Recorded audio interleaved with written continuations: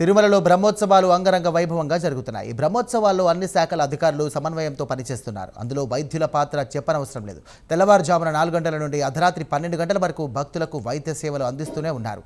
అనునిత్యం అప్రమత్తంగా ఉంటూ ప్రజలకు సేవ చేస్తున్నారు. తమకు ఇటువంటి అవకాశం రావడం సంతోషంగా ఉందన్న వైద్యులు చెబుతున్నారు. ఇక బ్రహ్మోత్సవాల్లో వైద్యులు అందిస్తున్నటువంటి సేవలపై మరింత సమాచారం మా ప్రతినిధి సునీల్ అందిస్తారు. ఎండా లేదు, వాన లేదు. ముఖ్యంగా ఉదయం అని కాదు, ముఖ్యంగా రాత్రి అని కాదు. తెల్లవారుజామున 4 గంటల నుంచి భక్తులకి సేవలు అందించే వాళ్ళంటే కేవలం డాక్టర్సే. వాళ్ళే ఇక్కడ ఉన్నారు. పూర్తిగా ఏదైతే గరుడ సేవ సందర్భంగా ఈరోజు వాహన సేవలో ఉన్నటువంటి డాక్టర్స్ ఏదైతే ఉదయం నుంచి తెల్లవారుజామున 4 గంటల నుంచి భక్తులకి సేవలు అందిస్తూనే ఉన్నారు. ముఖ్యంగా వాళ్ళు అలుపనేది లేదు ముఖ్యంగా చెప్పచ్చు. ఎందుకంటే భక్తులకి ఏదైనా ఇబ్బంది అయితే వాళ్ళకి సంబంధించినటువంటి వాళ్ళకి ఏదైనా ఆరోగ్యకరంగా ఏదైనా ఇబ్బంది అయితే వాళ్ళకి వెంటనే వాళ్ళకి టాబ్లెట్స్ ఇస్తూ వాళ్ళని రక్షిస్తున్న పరిస్థితి అయితే ఉన్నారు. వాళ్ళని అడిగి తెలుసుకునే ప్రయత్నం చేద్దాం. అమ్మా చెప్పండి, మీరు ఈరోజు అంటే మీకు ఎండ లేదు, వాన లేదు, అంటే ముఖ్యంగా భక్తులకి ఇట్లా సేవలు అందించడం మీకు ఎలా అనిపిస్తుంది? చాలా సంతోషంగా ఫీల్ అవుతున్నామండి. ఎందుకంటే మార్నింగ్ 4 o'clock స్టార్ట్ అయ్యాము. 4 నుంచి కంటిన్యూగా ఇష్యూ ఇస్తూనే ఉన్నాము. మా మేడం గారు ఏమైతే చెప్పారో ఆ విధంగా ప్రతి ఒక్క సపరేట్గా డివైడ్ చేసుకొని ప్రతి ఒక్క కంపార్ట్మెంట్ దగ్గరికి వెళ్ళి అడగడము, బ్యాటరీ వెహికల్లో తిరగడము, అందరికి ఇష్యూ చేయడము, అది చాలా సంతోషంగా ఉంది. దేవుడికి మా వంతు సహాయంగా మేము ఇంత ఇదిగా చేస్తున్నామంటే మాకు ఇది ఈఓ గారు ఇప్పుడే అప్రిషియేషన్ కూడా వచ్చింది కాబట్టి ఇంకా చాలా సంతోషంగా ఉంది. మెడికల్ డిపార్ట్మెంట్ గురించి ఒక అప్రిషియేషన్ వచ్చిందని.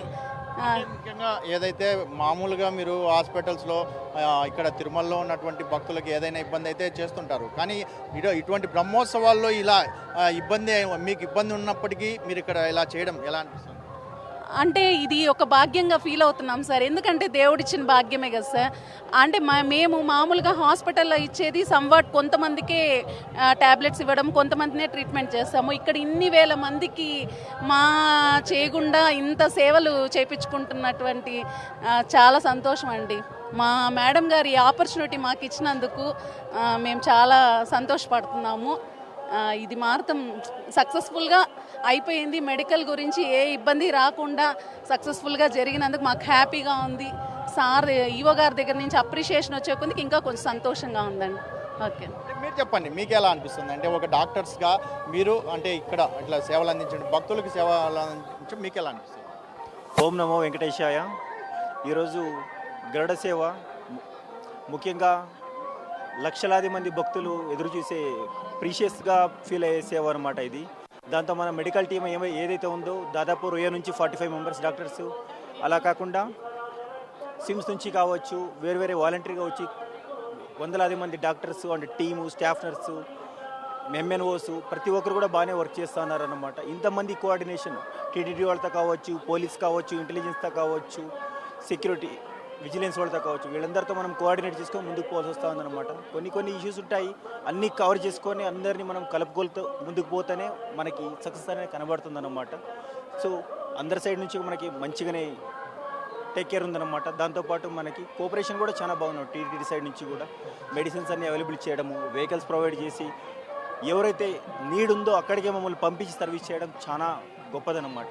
Thank you. మామూలుగా భక్తుల రద్దీ భారీగా ఉన్నప్పుడు కేవలం కంపార్ట్మెంట్లో అంటే నారాయణగిరి చెట్ల వద్ద మాత్రమే కేవలం సేవలు అందిస్తుంటారు. కానీ ఈసారి ఇలా బ్రహ్మోత్సవాల్లో వాహన సేవలకు సంబంధించినటువంటి మాడ వీధుల్లో తిరుగుతూ భక్తులకి సేవలు అందించడం ఎలా అనిపిస్తుంది?